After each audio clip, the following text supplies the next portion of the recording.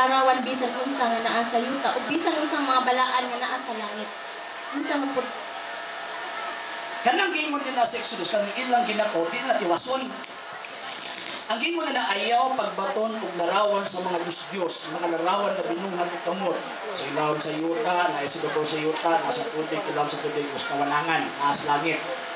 Ang gingon nito, ayaw pagbuhat og Diyos. Wala gingon dito nga ayaw pagbuhat og larawan sa santos. Hapit 20 katuig na kung si atubang anak nila.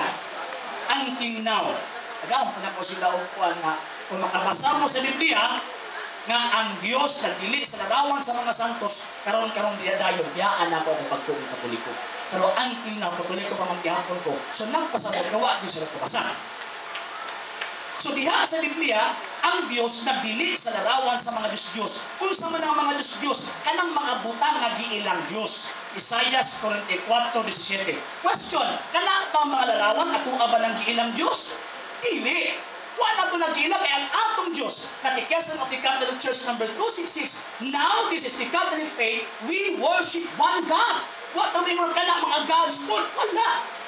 So, wa ta mag-ilang ang mga Diyos na dili man ako yung Diyos. Ang atong Diyos naa sa langit. Ang atong Diyos naa sa altar kanang himuon nilang Diyos pari. Kanang dagway sa pan.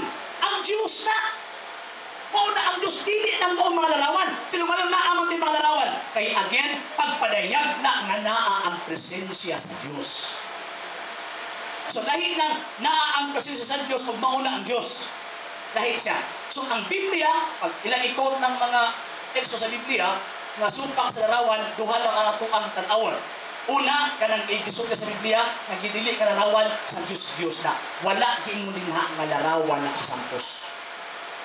So akong tubag ana diretso mo na to sa Biblia lagi gidili man lagi ang larawan dinha.